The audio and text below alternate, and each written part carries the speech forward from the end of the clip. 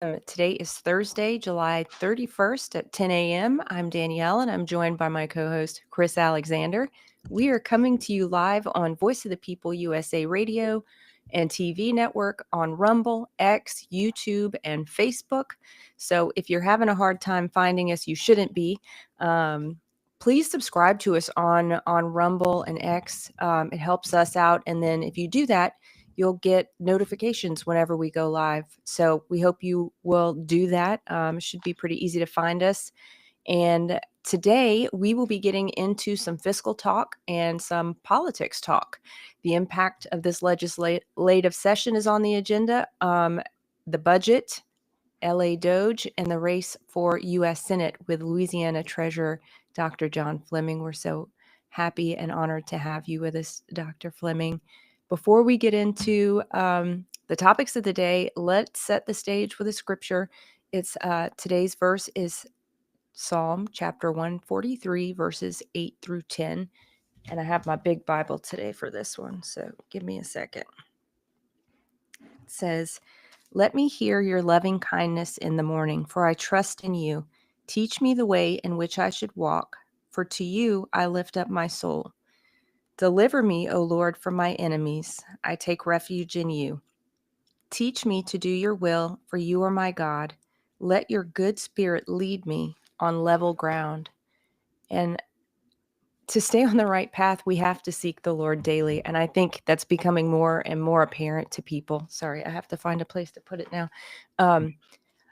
I heard a pastor say this once, that some people don't want Holy Spirit in their church.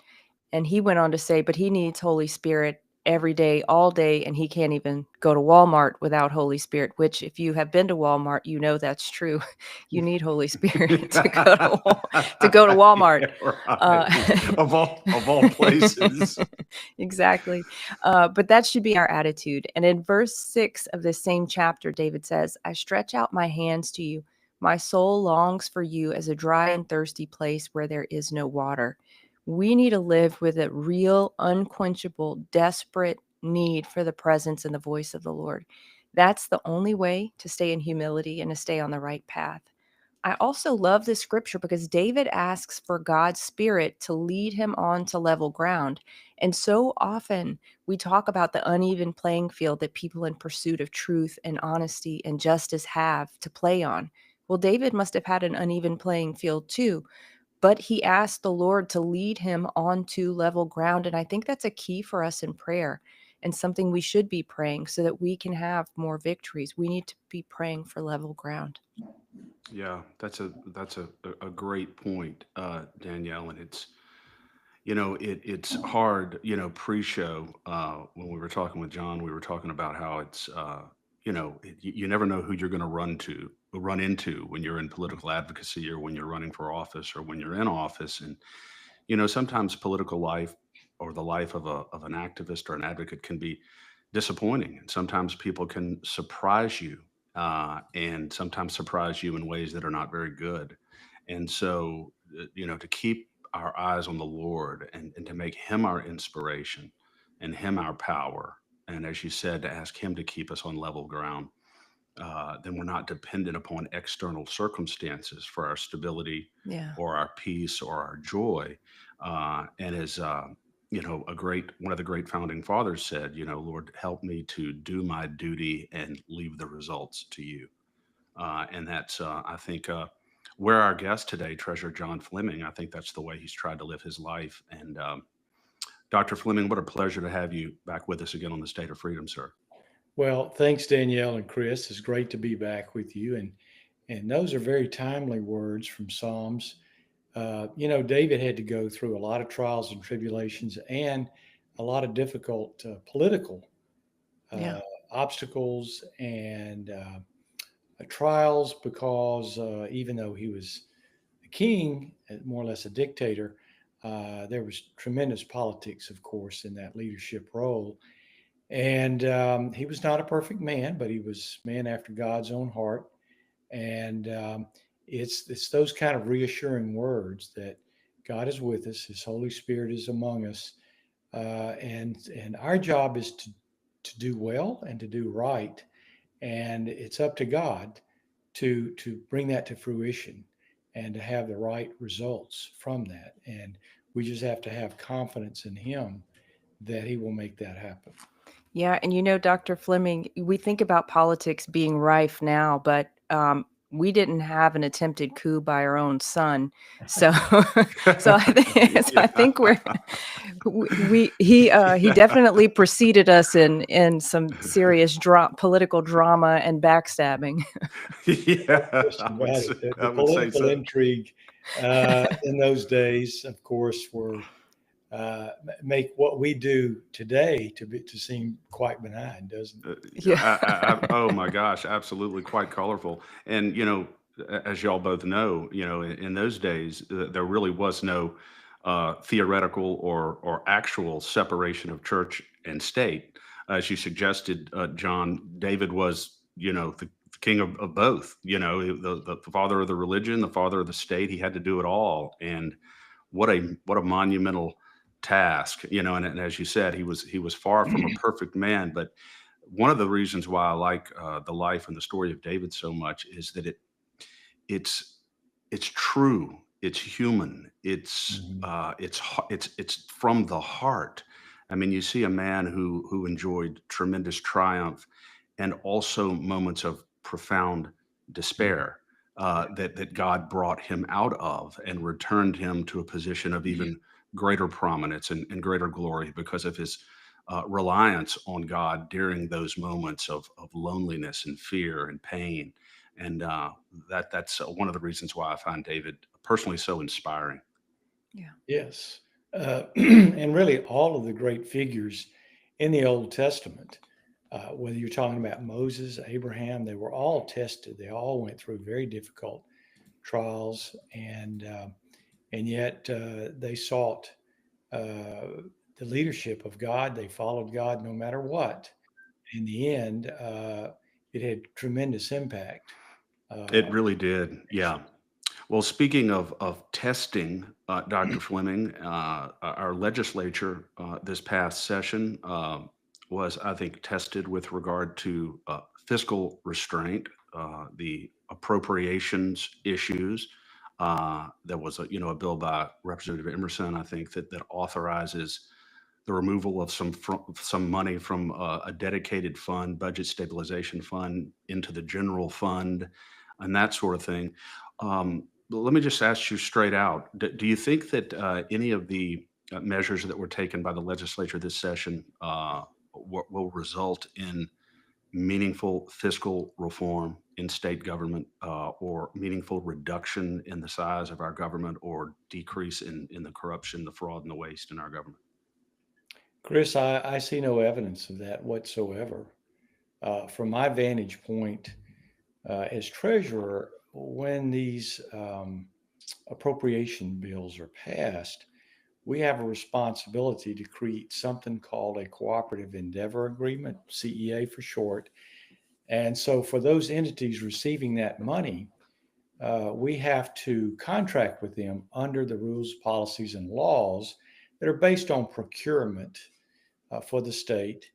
And this is the curious thing I cannot understand about our legislature, and that is that really right at the end of COVID, or maybe from the middle of COVID, a number of these appropriations did not get processed, not because of the Treasury. And again, this precedes me. This was, when Schroeder was in office, but because documentation was not done, applications not filled out, receipts not provided, what happened was that those items from 2021 were automatically pushed into 2022, and many of those never got processed. They were pushed into 2023. And so when I came on board, we had 1,500 separate appropriations that were backlogged. Again, not because of us, but because we couldn't get what we needed in order to execute them. And the legislature has added 500 more and renewed the 1,500. So now we're up to 2,000. And it goes to show you that there is no material evidence that the legislature is going to any attempt at all to reduce, at least on the appropriations side of things. Now, why is that important? Appropriations can be for many meaningful and beneficial things, and they often are, but there are also a lot of non-governmental organizations and others that no one is tracking, holding accountable for their spending. We don't necessarily know whether they're actually spending it the way they're supposed to. Part of our job is to get receipts, but oftentimes the spending is first, and maybe a second tranche of spending comes after we receive documentation of the first tranche. And often we don't receive that, and we don't provide the second tranche. So we have money that's still in the general fund that's earmarked for this 1,500 in the backlog, but for some strange reason, the legislature continues to renew those when it's impossible for us to process them because either the applications are never completed, the entities say they don't need the money, they didn't ask the money and don't want the money. There's just many different reasons. And it just stands to reason, it's logical, that we could really save money and be much more efficient if we did something about that. And I'll tell you, we do have a plan to do that. And that is that in our modernization of that department, which we're doing it in different phases, we will go live by mid-August to be able to put all of these online where anybody can see them. And all of the processing is going to be done online by the entities. Anything turned in, even by the legislature itself, will be online, and that it will be automated to an extent where it's easy to do. But once again, that's not going to solve the problem, because if that money is misspent, it's just never going to go anyplace. But what we hope to do is to make it transparent, where entities out there, perhaps third parties, citizens, LACAG, anybody can look at it and ask questions.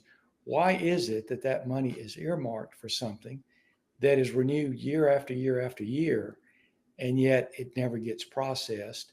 And what is the benefit of that? And I'll give you a quick example before I turn it back over to you.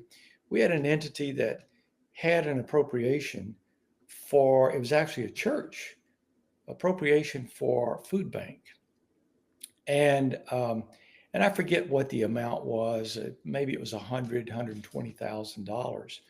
And the way it was set up was 20% of that would go to salaries and 80% would go to food. Well, along the way, they requested to flip that and make it 80% salaries and 20% food. So, of course, we denied that. But you see the problem? There's just no accountability, no transparency on this process. And of course, appropriations is only a small part of total government spending. But it just gives you an example. If we're not taking care of that and focusing on those details, what else is happening out there that we don't know about, and money that's wasted? But, despite the fact that LA Doge was created over a year ago, or announced, I'm not sure it's created, despite the fact that we've made plenty of attempts to do things to, again, shore this up and look for savings, we have not seen any, at least I can say that our department has not seen any material change in how government operates that would make us more efficient. We'd love to see it. We'd love to work with La Doge, but we have just not seen it. Well, and Dr. Fleming, you just lay out the exposure for why the legislature didn't have the will to do any meaningful tax reform, because they don't have any will to reduce their spending. Yes. Wow. Quick question on this, Dr. Fleming. When you say, so now there are 2,000 items of appropriation that the money has been appropriated, but you're saying that it has not been that it has not been claimed and or received either because the applications are not complete for the money or the entities have said that they no longer need the money. Yet this money is still sitting there. It's not like it's not like our state is, rolling in dough. It's not like citizens are not struggling out here. That just seems to be just unbelievable that money would be sitting there year after year and, you know, doing nobody any good. Right. Well, first of all, let me go back to Danielle's comment, and then I'll respond to you, Chris. Um, we supposedly had a tax cut, and yes, tax cuts were provided to individuals and corporations. However, there were tax increases to rebalance that. So there was no net tax cuts. I mean, let's just be honest and transparent about it. Those laws that were passed in the legislature relative to tax cuts never did materialize into true tax cuts. It was just a shift from income tax to sales tax.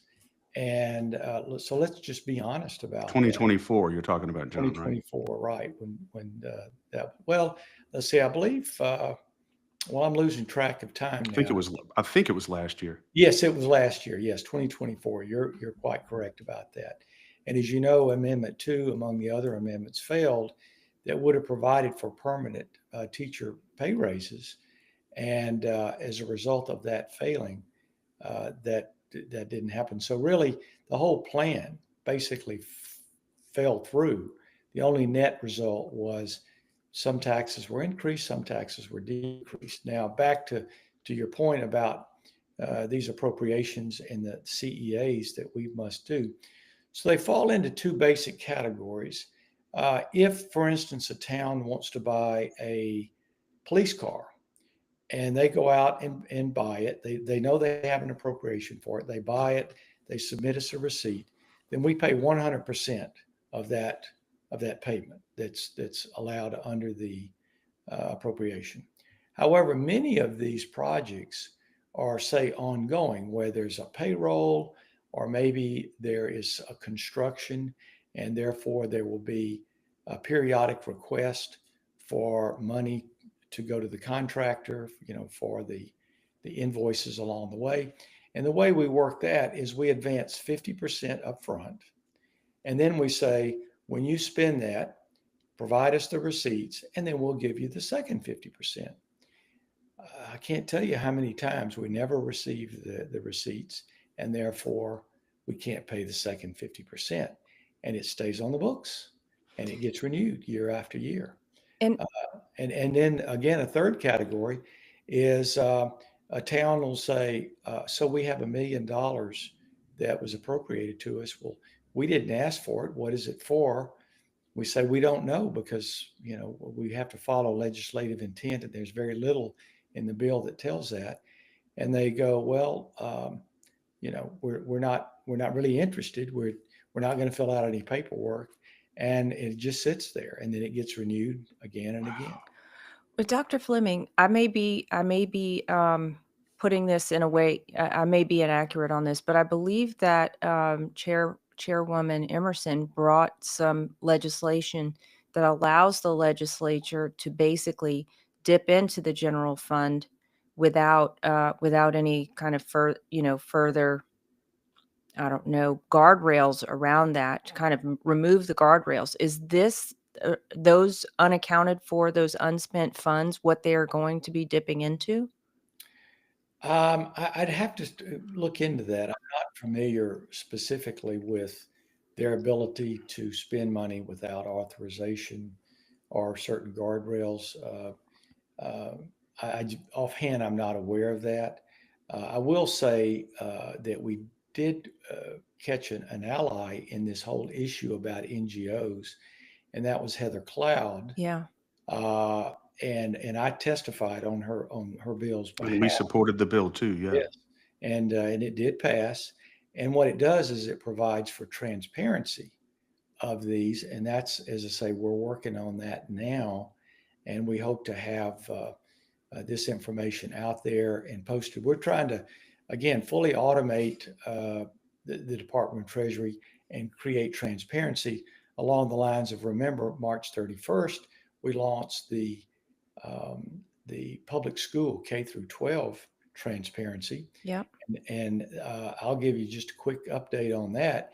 It's had a tremendous impact. We found a number of improprieties in that, and mainly among our charter schools. And we were accused of putting up bad data. However, it was their data they gave us. All we did is post it. And I was notified yesterday that 3 charter schools who were problematic in that, 2 in New Orleans and 1 in Lake Charles closed. Wow.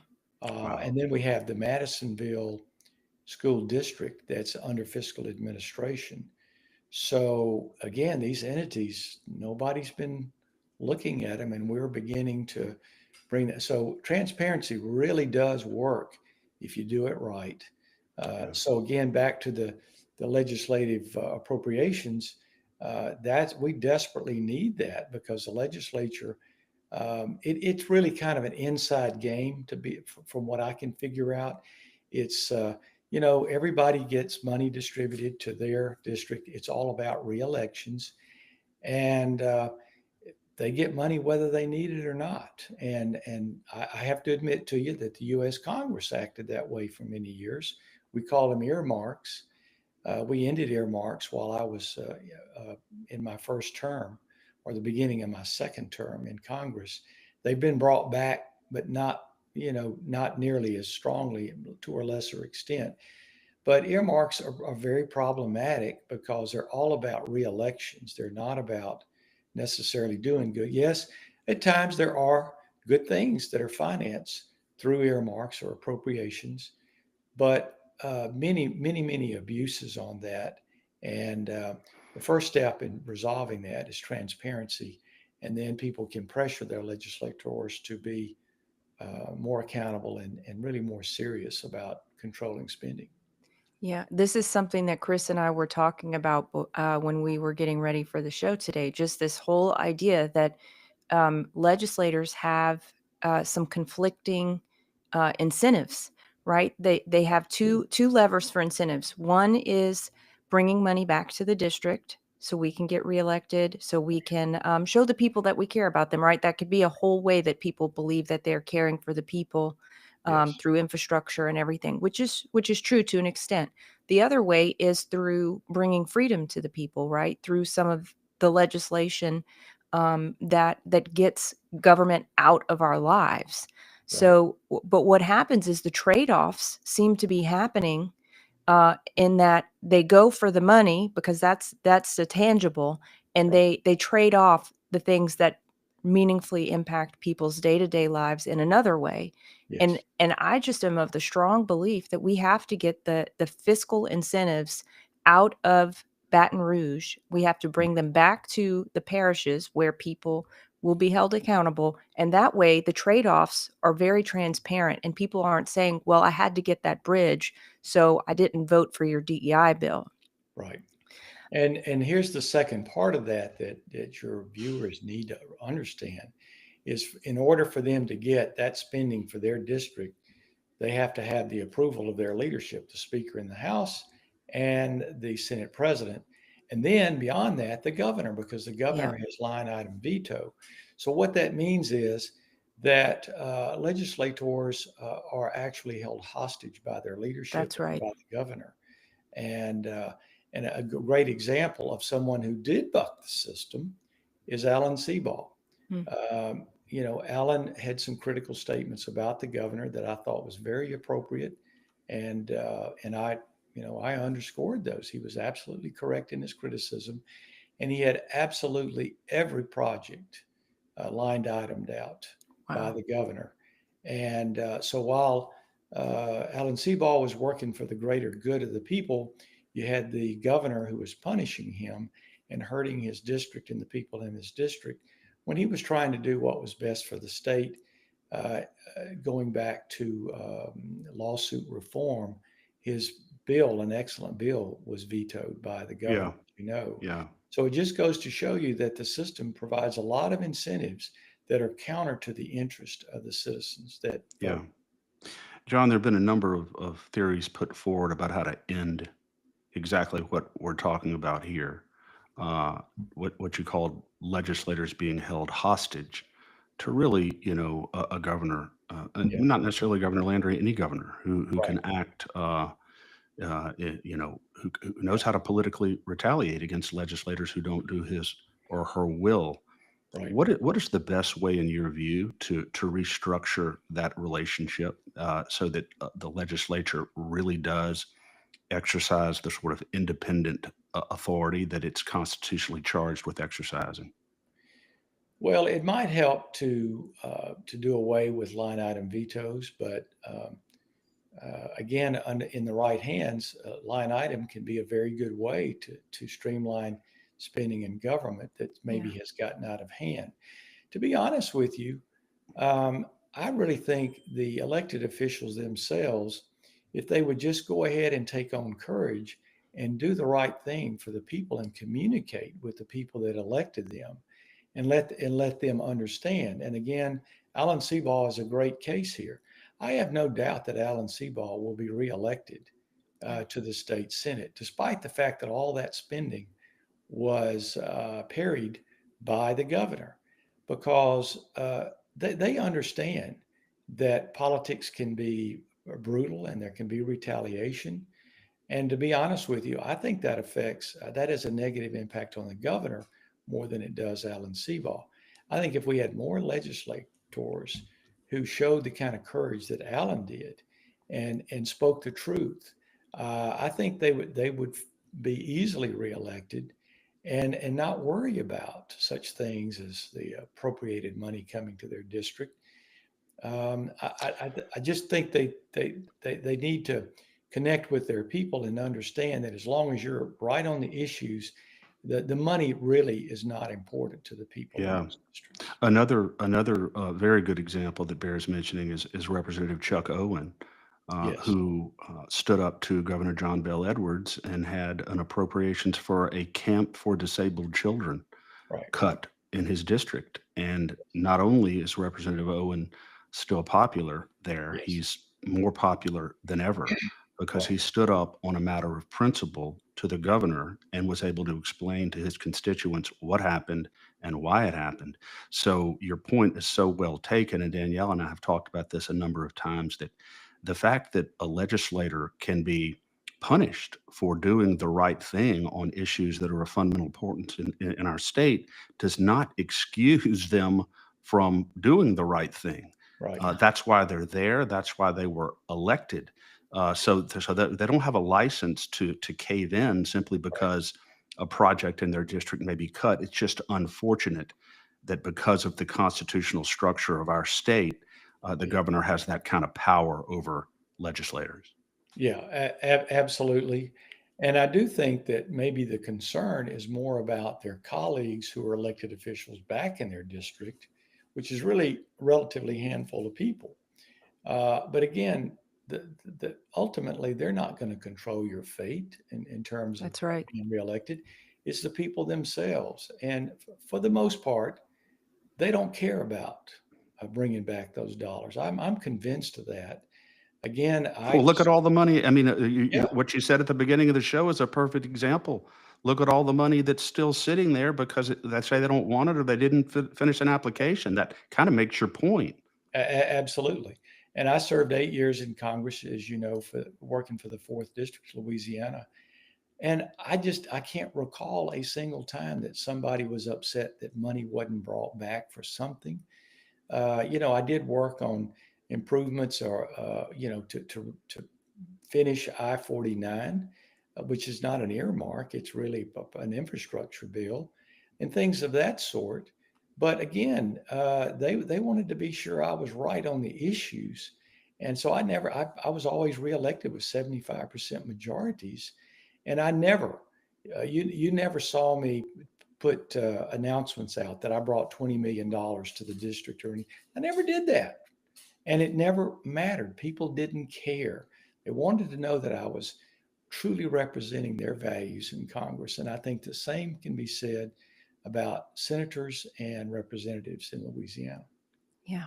And Dr. Fleming, I want to go back to LA Doge. To what extent, I mean, we haven't seen that much come out in terms of productivity, of exposure, of fraud, waste, abuse. To what extent can your office just take the reins of that and do something with it? Well, to again go back in history, there was this announcement of LA Doge, which came in after Doge was created in Washington. So there was, there was kind of a political movement. So it was real trendy. And you could definitely build some positive feelings among your voters to say, hey, we got a Doge too.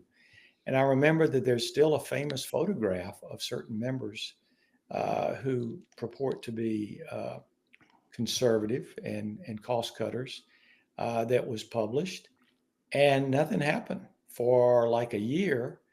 Then I ran into a situation, which I think I've talked to you about before, where we had a great opportunity to save money by keeping the a balance in our general fund down so that we could keep the cash into interest bearing accounts. And we couldn't get the Department of Health to cooperate with us to do that. It had to do with CMS money coming in and Medicaid spending going out. And Doge or Mr. Orlando reached out to me, who's, I guess, the administrative head of that, and said, well, I heard that you don't think Doge exists. And I said, well, that's correct. He said, well, what do you need? And we got on a meeting like this on Zoom. And I said, if you could get us a signed MOU from the Department of Health, we could save $9 million a year in interest cost. And he did. He got it within 48 hours. And I celebrate that. But I've not heard anything since then. I don't know how you have a Doge without the involvement of the Treasury. However, we've created something we call TOJ, which is the Treasury Office of Government Efficiency. And we did the thing I just described. We also created the transparency website where school expenditures are being exposed and again, misspending is being exposed. We're going to go live soon with the website that shows the appropriation spending and where that's going, and it automates the system. So, people who really do need the money and want the money, they don't get caught up in all of the inefficiencies that are in the current spreadsheet system that we have today. So just the efficiency itself should do that. Now, I'm told that they are working with other departments to streamline their activities, but we ourselves, we have no visibility into that. And so that's not to say it's not happening. We just don't see it. And nothing's being published. And I don't see how you save money unless you truly have visibility and transparency into these systems. Just anecdotally, I sat in some of the appropriations committee meetings this past session, and these executive heads would come before the appropriations committee ostensibly to justify their budgets and to talk about why they're spending this and what's this for. And I just noticed that there were very few challenging questions asked, very little real scrutiny or rigorous study of where this money is going, what it's being spent on. And I think that you'd think that if a Doge is in existence and we're in the serious business of reforming our government and reducing our spending, there would be some hard questions asked Yeah, in the appropriations committees and maybe some cuts made. But I just never saw any questions like that. right. Well, furthermore, um, if they are saving money and we've got some real wins that are going to the bottom line, wouldn't you announce that if you were in the legislature? I mean, Seems like. that'd be the first thing I'd want to do is we just saved $1 million from the Department of Transportation for this and for that. And I mean, National Doge was making those announcements every 24 hours, and it was just a staggering amount of money that they right, were finding in waste, fraud, and abuse. right, absolutely. But yet we don't hear about any of that. And so you have to question, are they really finding that? And if they are are they doing anything about it? And again, where are those members of the legislature who were in that photograph in the announcement? What are we hearing from them? Are they calling out certain agencies? Are they personally looking into this? I'm not aware of a single one of them that is doing anything in that. So is it really just a photo op? Is this really just a political uh, act and not really a substantial one? I don't know, but time is passing and we're not really seeing that that there's at least visibility into streamlining of cost. And we're trying to be very visible. Everything we do. And if you go to our Treasury website, we're bragging about all the things we do here, not to be a braggart, but simply to say, look what the benefits we're offering to the voters and the taxpayers of Louisiana. You can pat yourselves on the back that there's somebody watching that and saving you tax money. And hopefully one day this will end up meaning less taxes and hopefully no personal income tax, which is my opinion is what's necessary to catch Yeah. up the states around us. Speaking of which, John, I was reading this morning. Danielle and I were talking about it this morning. When you were in the Congress, did you initiate legislation to abolish the federal income tax? Um, It was called the Fair Tax Act, I think. yes, I was part of the fair tax movement. And yes, but we never could get traction on that. We could not get hearings. Ways and Means is responsible for that area, and no one would take the this idea seriously in Washington. And that idea has been around for at least 20 years. Yeah. Because it's just a massively important issue to Louisiana citizens. I mean, if you rank citizens' frustrations on a scale of 1 to 10, the squandering of our hard-earned money and not knowing where it's going is probably a 10. Wouldn't you Mhm. say, Danielle? I think it would be a 17. And on your point, Dr. Fleming, about Doge, if they were really looking, they wouldn't have to look that hard to find places that our money is being misspent, misused, wasted, Right. and fraudulently used. So I have to imagine that very little is actually happening. Very little scrutiny is taking place because, I mean, it would be like shooting fish in a barrel. Right. And again, going back to what we found in our K through 12 transparency, we found where car payments were made with taxpayer money, personal car payments. Wow. One person was receiving $7,000 a month to purchase every month a laptop computer. Um, there was bar bills, bar bills, bar bills. Hmm. Lots of people going to bars, upscale restaurants, and in one case, a massage. Um, you know, if you see stuff like that, then you got to question a lot of other stuff that looks legitimate. And and I think that there are repercussions going on now. And so the point being that if behavior is not observed, and it's on the behalf of other people, in this case taxpayers, um, if it's not being observed and it's scrutinized, then there's going to be abuse. Yeah. That's just going to happen. And oftentimes, it could be soft to fraud. It could be what we would call soft fraud. That is, you can't send somebody to jail. They didn't steal anything, but they did stuff with money that's highly questionable. And is it appropriate? And maybe they know that it's not something they could theoretically go to jail on, and they're willing to do it as long as they can, nobody calls them out on. Yeah. Yeah. And I would bet that if there was a real examination of this, the situation you just described, John, would probably stun people Yes. at how often it occurs. But the will does not seem to be there Right. to make our government fiscally accountable to the people. Yes. I want to switch gears here for a second, John. You've been in politics for a long time, 15, 20 years, and people know the public John Fleming.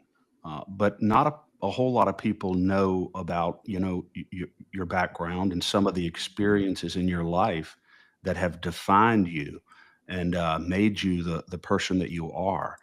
When you think about your life and experiences in your life, what are some of the personal experiences that you've had that have defined you as a man and even as a public figure? Whenever I speak to groups, I talk about it because I want them to know what I come from.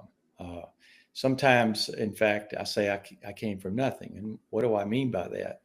I was born and raised in a working class home. My dad was a lineman for the power company. My mother became disabled, had two younger siblings, and while we were not poor, we were not in poverty. We did struggle.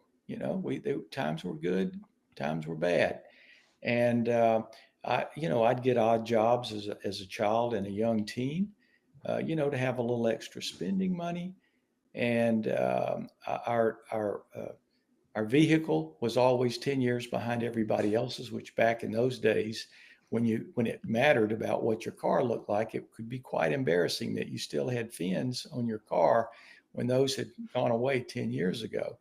But I grew up in a very principled family, one that was churched, and I was very much influenced by my grandmother, who uh, was an LPN nurse, and that's what got me interested in medicine.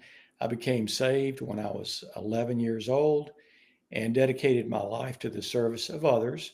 And I thought that career path would be medicine, and it turned out to be, at least initially. My dad died just before I went to college, so I had to work my way through college. God saw to it that happened, and that I got accepted into medical school. And then I couldn't afford medical school. I was on the brink of dropping out in my freshman year. And then the military came out with a health profession scholarship program. I'm the first person to be in it. And there have been tens of thousands, maybe hundreds of thousands of doctors since then. That it's still an active program today. That the military paid my way through medical school. And then I served 6 years. Total service, and I was 3 years in my family practice residency. I'm board certified in that. But my life was dedicated to the service of others, and I did that as a physician. But also later, like in the 80s, I started opening companies, building companies, commerce, and the Lord blessed me and my family on that. And my company still employ over 350 people today. And then in around 2008, there was an opportunity to run for Congress, and I'd become quite concerned, like a lot of people, that this country was going in the wrong direction. Uh, Man, did I not really realize just how far crazy that things Yeah. were going to end up going. But I ran for Congress, served in Congress, was concerned about Republicans, not just Democrats, but Republicans taking us the wrong direction. And so I was one of the 9 founding members of the House Freedom Caucus, along with Mark Meadows, Jim Jordan, Ron DeSantis, all have gone on to greater things. And then I had the opportunity, of course, to serve in the Trump administration, was Trump's deputy chief of staff. So at some point or another, I decided that really my life service should be that of not just one person at a time, but maybe many people at a time, to be in a servant leadership role, which I've served in, of course, going back really to 2009. And that's why I'm today state treasurer, trying to serve the people that way, but also running for the U.S. Senate to replace Senator Cassidy, who I feel has worn out his welcome, has not been in alignment with the views of people in Louisiana, and that people in Louisiana want to see a senator that truly reflects their values, and they're deeply seated in me. I don't have to fake it or do it just because that's what they want. That's what I want as well. So that's kind of where we are. But that's my life experience, and of course, I could go into a lot of detail about it, individual experiences, but that maybe gives you an overall or overarching background on me, one in which I was saved at age 11 and committed my life to service. I provided most of that service as a physician, but found other ways to do that. And even today, what thrills me the most is just being able to serve the public in my role as treasurer and hopefully as senator. And I still get people in my social media who will email me or they'll post, they'll say, you were my doctor back in 1990 and we really loved you. You delivered my baby, you took care of my kids.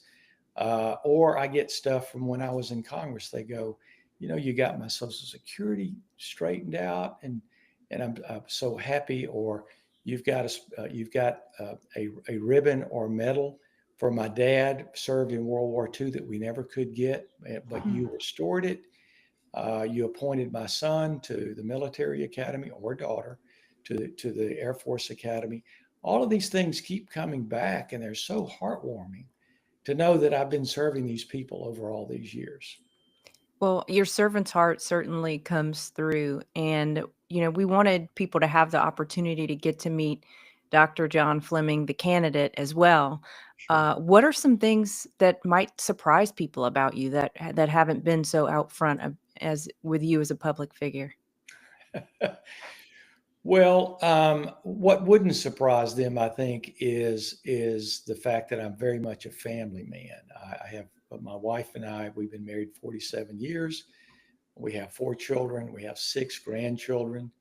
I look for every opportunity. A lot of people at my stage in life are looking forward to go to Colorado in the summertime, or various vacations around the world or whatever.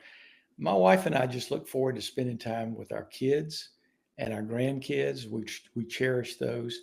And I've not been a person who's been a big civic organization kind of person, because I look for every opportunity, every spare moment I have to spend with my family in every way possible.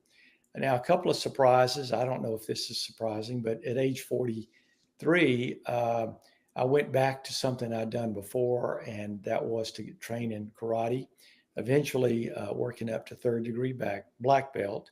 I haven't been able to practice that art here lately because I'm sort of obviously not in a place where I can do that geographically. And then also the only time I ever touched a piano was to move one. Until age 43, I began taking piano lessons. And I took lessons for 14 years and did recitals, played piano in the church. That's a little unusual for somebody to begin at that age in life. But I really enjoyed it. I was very much into classical music, Baroque, and so forth. And I love being able to play it, not just listen to it. So those might be some things. But to be honest with you, there's not much in the way of surprise in my life. I've never had a scandal. I've never had an affair. I've never done anything that would make the news in a negative way, because I really live a pretty committed family and really low level life, low profile. I just build a profile trying to do things in my leadership roles, and otherwise I'm happy to go back into the shadows and just live my life as a personal, as an individual citizen. Yeah. What's Dr. Fleming, what's the hardest moment of your life? The toughest moment for me was when my dad passed away when I was 17. That was unexpected. He died suddenly of a heart attack. And that was my first really close experience to losing someone close. And it left my family, in real financial problems. I was about to go to college, didn't have the money then to do it. My mother was disabled, so she couldn't earn enough, and I had 2 younger siblings, and I seriously considered dropping out of school or not going to college and working in some place. And y'all may be, at least you, Chris, may be a little bit old enough to remember that in that day, that was a common reality. That, the ability to borrow money in the hundreds of thousands of dollars in those days was not possible. No. If you borrowed money, it was very limited. And so I had to work odd jobs. Like in the summertime, I worked at the reservoir out there, chopping wood and that kind of stuff. But I delighted in it because it was an opportunity God gave me to finance my education, because I knew one day that I would have a much more important role in my ability to earn for myself and for my family. And so, as long as I had opportunities to do that, I was fully happy. And again, I felt like only in America do those opportunities exist there for you. It's just for you, of course, to take advantage of them. Yeah, Yeah. I would say so. Me too. Well, I was going to ask you another question. The reason why I asked you about that, and I figured that would probably be your answer. I lost my dad when I was in my first semester of law school, and I just remember how profoundly that affected me. And his death was unexpected also. And yeah, that was a defining moment in my life. And yeah, Absolutely. And for years, I would have dreams that I would see him walking off of a bus or knocking on the door. It's tough to resolve those kind of things when someone's very close and relatively young. He was only 43 years old. And the last thing in the world I thought could happen would be the loss of my father. And a lot of other people, just like you, Chris, lost someone close to you. And that's tough. You have to work through that over time. yeah. Well, I was gonna ask you another question about fiscal issues, but I think you pretty much covered that earlier. So, what about the carbon capture issue, Danielle? You're stealing my thunder, Chris. Come on. I was just going to mention that we've had some big fights in the legislature over the last couple of years, specifically related to carbon capture sequestration and to the expropriation of Right. private property by private companies. Yes. So interested to hear your perspective on where you stand on both of those. One, CCS as a practice generally, and two, the expropriation of private Right. property to accomplish that. Sure. Well, going back to my earliest days in Congress, 2009, 2010, when there was a lot of discussion about climate change and how we have to fight it by taking taxpayer money to spend on various projects, whether it's, again, wind, solar, whatever. And I remember that there was a company called Solyndra that was created with taxpayer money, $500 million. That was a huge scandal, right? Huge scandal. I was totally opposed to it from the very beginning. I thought it was a huge waste of money. The idea was to steal the manufacturing of solar panels from China, and that with all this big subsidy, it would happen. But truly, if you don't have all of the elements there to make it a marketplace, it's unsustainable. And it never even got off the ground, but yet the money was lost. It went into pockets of wealthy people and also into political movements. And I'm not even sure that that wasn't the design to begin with. It's kind of like what we learned about USAID, right? So I never supported the use of taxpayer money. Now, I've always said, if you see a benefit to putting solar panels on your house and you're willing to pay for it, I'm okay with that. And if it works, that's fine. But on paper and technologically speaking, uh, solar and wind technology has advanced very little in 200 years. It is not going to overcome the efficiency of fossil fuels. But there are other things that may be futuristic, like hydrogen. And certainly we know that there's nothing more efficient than nuclear. Yeah. For instance, an aircraft carrier runs 25 years on a single reactor before it has to be replaced. I mean, that's just amazing. Yeah, and So one windmill doesn't even last that long. One right, windmill has to be replaced every 10, 15 years. absolutely, and it's damaging to the environment. Those are unsustainable technologies. Government has tried to, of course, push electric vehicles through subsidies, and that has not worked. People do not want. There, a few people do, and that's okay if they do, if they're willing to pay for it. Yeah. but government should not be subsidizing. So bring that forward to carbon capture, which I had only heard little about ever until only a few months ago.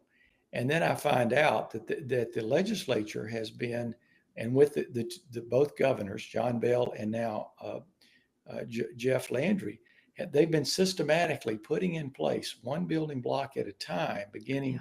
especially in 2020, to make it possible that there would be these holes drilled in the crust of the earth and filled with concentrated carbon dioxide under pressure, and that the power would be given to these private companies to expropriate through eminent domain. And I have a lot of problems with that. The first problem, of course, is what I just got through saying.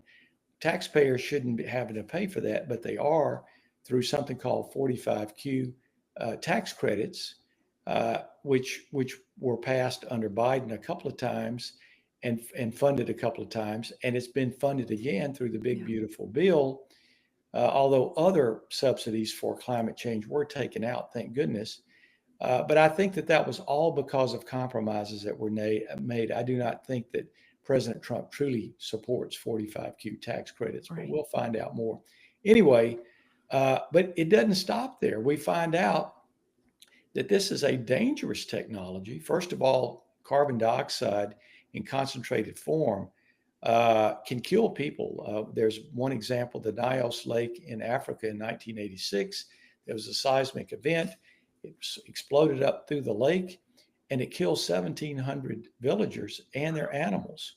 Because what it does is CO2, while there's a trace of it in the air naturally, when it's 80 or 90 or 100% CO2, it displaces oxygen. Oxygen can't get in your bloodstream, and you asphyxiate right there. It also shuts down automobile engines. So if you try to get away from it, you can't do it. And when it does leak or explode, it becomes a cloud that sits on the ground. So you can't get under it. You got to run away from it. And it does move pretty rapidly after it escapes. So it's a dangerous technology. Number two, once it's put in the ground, it begins to work its way into what's called a plume that goes for miles. And it can get into your water system and create carbonic acid. It can ruin your aquifer. And also, carbonic acid is corrosive to both concrete and to metal. So anything that's trapped, that you thought was trapped, can actually be invaded as a result of corrosion. So there is many, many problems with that. But we actually ran a poll on this and found out that A, only half the people in Louisiana know about it. B, those who do learn about it are opposed to it by at least 65%. But the worst thing is when private industry can come in and control your land and take the value down that you have on minerals and other things, it's a 90-10 issue. People are dead set against this. And some of these meetings that I've been to, they are livid on this issue. And they can't believe that their legislature and their governor did this. And more or less behind their backs. This all crept up on them, and we're talking smart people. Yeah. And they just entrusted their elected officials. And what's interesting for me is, as a conservative and a member of the House Freedom Caucus from Washington, is how is it that we have members of the legislature who purport to be very conservative and very, anti-ESG and all of that. They voted proudly for this to come into play, and they're now apparently unwilling to go back into session and to actually repeal it, which they could do tomorrow if they chose to do that. Yeah. And we've called for it, John. Yes. We've called for it with our LeCAG call to action, which more and more people are taking action on. The thing that stuns me about this issue is that in 2020, when eminent domain was established as a matter of public policy in Louisiana for carbon capture sequestration, when CCS was declared a public good for purposes of eminent domain, when it was authorized as a priority matter in Louisiana, this was done without a murmur of debate in the legislature. You've said more, John, in the past 2 minutes about carbon capture sequestration than it was done in the entire legislative session when this was passed in 2020. I went back and looked at this, and there was literally no debate at all. We're not only talking about an experimental technology, which, as you said, has real potential danger for people. We're talking about a foundational principle of private property. It was John Adams who said that when you cut away when you make the principle of private property any less important than you make the principle of freedom of religion or freedom of conscience or freedom of speech, then you are sticking a dagger in the heart of liberty when you do that. And that's why it stuns me so much that there was so little debate and so little being said about this issue right now. And is it any wonder why citizens across Louisiana are so outraged by this at this point? Not at all. And as you point out, the one thing that truly set America apart at its founding from every other nation of the world was freedom of speech and religion, and number two, private ownership. Yeah. And we're in this case, we're giving up on private ownership. Why? Because if you can't control your land, you don't own it. And if you can be convinced that even after 1,000 years and all your descendants who own this land will never be harmed, we can all, and which I don't believe, but even if you convince somebody of that, knowing that you've got a plume of carbon dioxide underneath you immediately devalues really your land. There's no way that you're going to be able to say, well, my mineral rights are good. We can always go if they find oil or natural gas that we can go search for it or drill for it. You can't say that because you cannot drill into this plume. It has to stay where it is. So many of the benefits and rights and values in your land end once this plume comes near or underneath you. And just because someone else has leased their land and your neighbor has benefited financially, that doesn't mean that plume is not going to be underneath you and you got nothing for it. And from what I'm told, the people who do lease their land are not really getting much for it. That the only people coming out benefiting from this are the actual companies, albeit I think many of them are oil and gas companies, which we've always supported. And I've always supported fracking. I've always supported, the use of fossil fuels. I'm all behind that. But I think that now this is just to these oil and gas companies, they're just simply looking at this. This is just another money-making opportunity. Exactly. Yeah. It's a business decision for them. And it's up to us to create a value to this. Is this a value equation? Is the benefits better than the risks? And I think anybody looking at this logically would say, no, the risks are much higher than the values. So risks that were never discussed and never debated when this was authorized. Right. None of that. And people were in fact told carbon dioxide, that's in your Coca-Cola. Well, yes, that's true, but that's not the same carbon. Right. Okay. Yeah. So we're not talking about tons in your Coca-Cola. Absolutely. So I really think that unfortunately, and I've really observed citizens as they interact with their legislators on this issue, in some cases in very heated exchanges.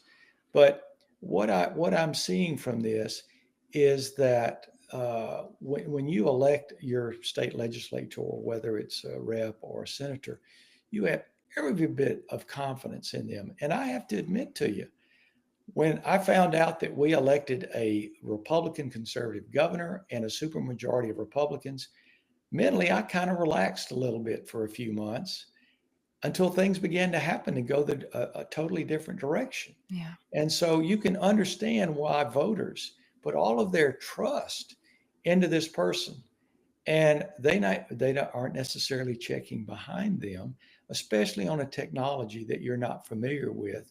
but you do expect them. And then the legislators will often, what I hear him say is, well, we really didn't know about this technology. Well, unfortunately, that's not a reasonable excuse. If you don't know about it, you should vote against it or you should go learn about it. There is no excuse for voting this in when you didn't know and understand all the ramifications of it. Yeah. John, how are you doing on time? Because we have a couple other things we'd like I'm to. okay with time. Okay. Okay, cool. Let me switch gears, John, for a second and ask about an issue that is coming to the forefront in our state recently. Cleo Fields, SB 8 2024, our legislature redrew a district specifically for Cleo Fields, eliminated a Republican seat in Congress to do so, and added another minority majority district in the Congress. At that time, Speaker of the House Mike Johnson said, "There's no need to do this. Fight for the current district that you have. It's constitutional, and there's no need to cave in and surrender a Republican seat in the U.S. Congress." Paul Hurd said the same thing, probably the preeminent constitutional redistricting lawyer in the country. We testified against SB 8 principally because of the threat that it posed to the already razor thin majority in the U.S. Congress. Nonetheless, the legislature did it, and as a result, Cleo Fields now is enemy number 50,000 in Washington, D.C. of President Trump and his agenda. I think that was a colossal failure of the legislature. We've called for the legislature to reconvene and make this right, as has Paul Hurd. What are your thoughts on that? And what do you think we do to make this right? Well, I have to ask the rhetorical question. When has a state, a governor and legislature, ever flipped, and being hugely in the majority, ever flipped a district that was in their party to the opposite party? When has that ever happened anywhere in this country? But yet it happened in Louisiana. And remember just a little bit of history here. The AG Landry, Jeff Landry, the Attorney General, was opposed to for a period of time any switch, making that a majority minority district. But then when he became governor, he completely flipped to the other side. He took the other opposite argument of that and urged the legislature to make it a majority minority district. Now, so what was the explanation for that? Well, I heard that he and the delegation was mad at Garrett Graves, who actually had that district. I don't believe that. I do believe they were angry at him because he sided with someone else for speaker instead of Scalise and Johnson. But and for governor. Right, Governor. right. But I don't believe that. I mean, the remedy for that, if you want to retaliate against another politician, is find another Republican to run for that district. It's very simple. That's how it's done. It's done all the time.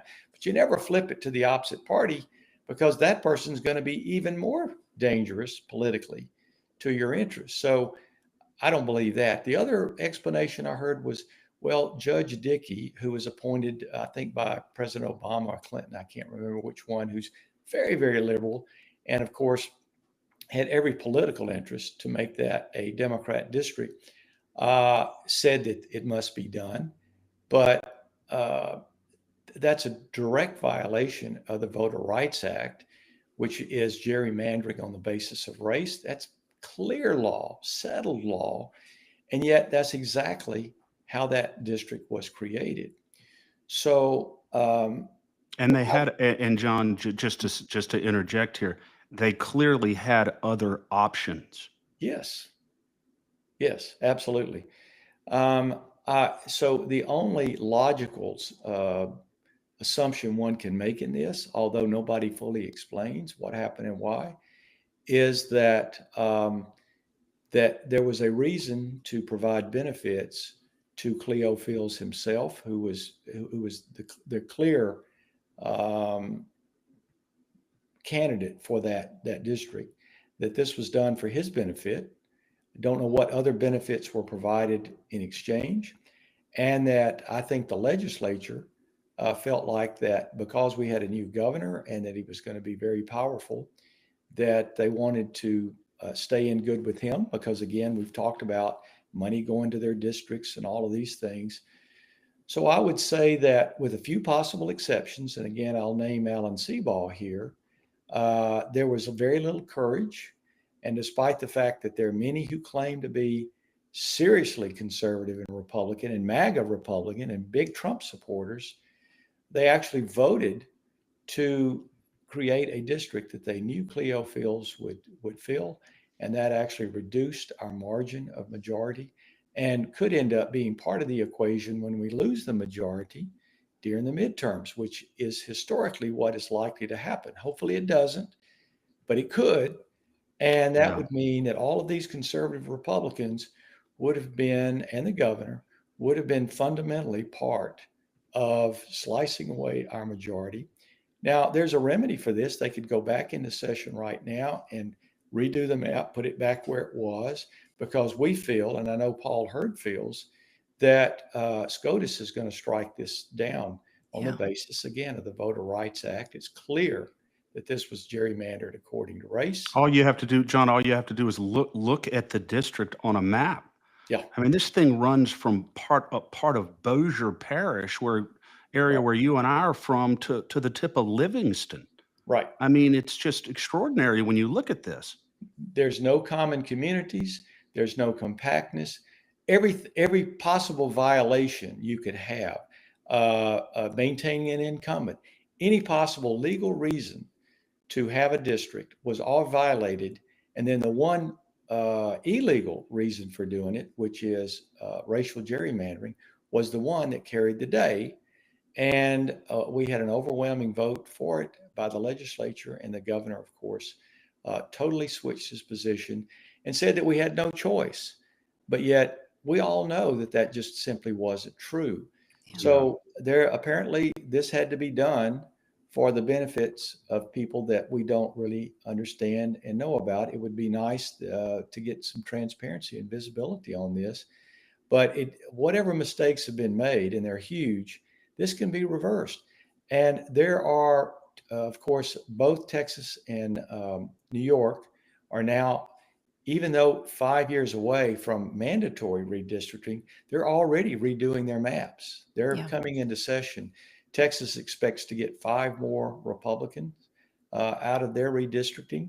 So you can redistrict anytime you want to. And I think there are about maybe 8 or 10 other states that are looking at it as well. So Louisiana, of all states, should be right now in session creating a new map that's not based on racial gerrymandering. And then when SCOTUS slams this down, we still have enough time, according to Nancy Landry, the Secretary of State, to put that new map into place and again claim another Republican seat in the House of Representatives. Yeah. Well, Let me mention quickly on SB 8, the bill, Glenn Womack's bill that created Cleo Fields District. Yeah. The Republicans who voted for it joined every Democrat in the Senate, every Democrat except Jay Luno, who was absent, in voting for that. So so those Republicans joined every Senate Democrat to get that passed. And as you said, Alan Seabaugh and I think 9 or 10 other Republican senators opposed it. And we, of course, we have those up on our Facebook page, the Republicans who voted both for and against the bill. But again, this was I think a colossal failure on the part of our legislature, 2/3 dominant. And as you said, John, it's extraordinary because I couldn't find another situation in another state where one party basically surrendered a seat to the opposite party. That's, I think, historically unprecedented. Right.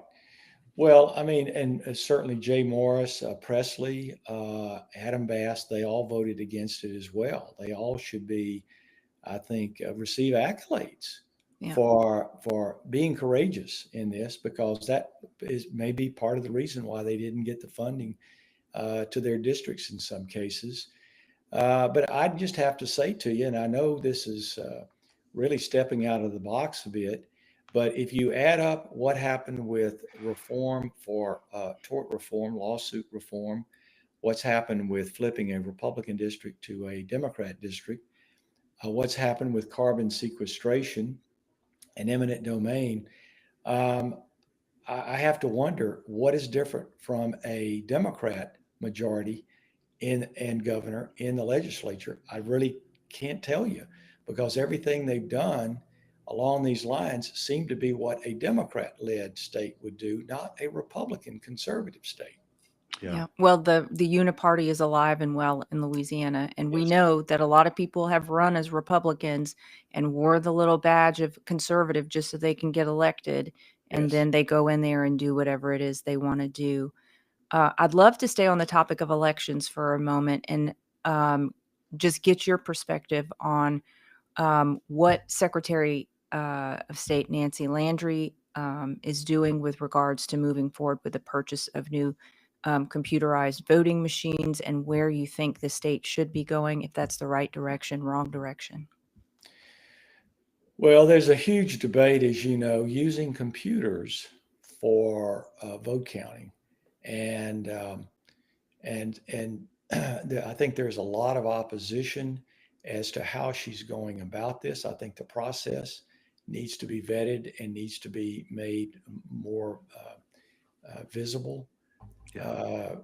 Also, I'm very concerned about the limitation of those who, at the time of polling, can take the data and report it to others. That you have to be like some kind of mainstream recognized form of media. Again, I think that violates the First Amendment. Yeah. So, I hate That's a to be great point. critical of another elected official, statewide official, but I really think that we need more citizen involvement in this, and I think there are many questions that have to be answered. In terms of the balloting itself, I think the president has it right. We need to be sure that people have a government issued ID to be able to vote, that the voting rolls are completely kept up to date and cleared in all states, in all precincts, that there should be a paper ballot of some sort. It should be watermarked, I think the president would like to see. And there are many other things in that. So I think the president is right about this. He, of all people, has the most concern about Isn't that improper the truth? voting practices. And I'll tell you something else parenthetically here, and that is I've been asked, was there cheating in the 2020 election? Was it stolen? Did really Trump actually win? And my answer has been, I don't have enough data to say one way or another until the 2024 election. And here's why. Because with each presidential election, every 4 years, the number of votes for president, both Republican and Democrat, have gone up in a stair-step manner. However, during a pandemic, when people mostly didn't want to be around other people, we saw a peak far above what it was in the 2016 election. And then in 2024, when everybody was motivated to vote and pandemic was over, the count came down.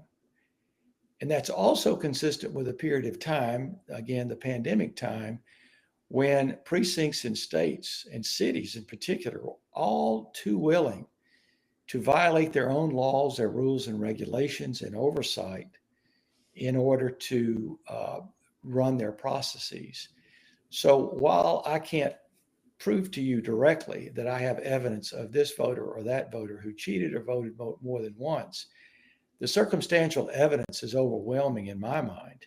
And so I have to believe that there were irregularities there that have not been explained. And I think further investigation is needed. Yeah. And when you're talking about perhaps the most fundamental right we have, the right to know that when we cast a vote, that it reflects our actual intent. Because if we don't have that, then we really don't have a republic. We have Right. no way of knowing.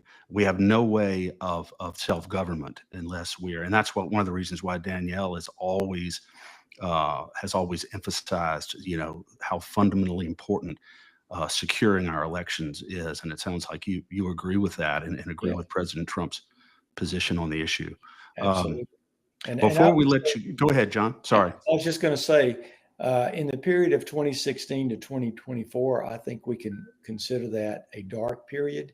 It's when find the man, I'll find the crime, and voting is something that's that's controlled by government, and government surely will find a way to elect the right person. I think we went through an 8-year span there that we really have to question and investigate, and we have to avoid going forward in the Yeah, future. no question about it. There should be absolutely no doubt that our elections are 100% secure. Yes. Dr. Fleming, before we let you go, I want to mention to our listeners that Dr. Ralph Abraham will be on our show Tuesday, August 5th, the Surgeon General of Louisiana, as you know, to talk about what's going on in the health department and what we're doing to return, what he's doing to try to return the practice of medicine to where the doctor and the patient have primacy over the relationship, and we get the bureaucrats, big government, big medicine, big pharma out of the practice of medicine, return it to the doctors and the patients. So we're so much looking forward to having Dr. Abraham on.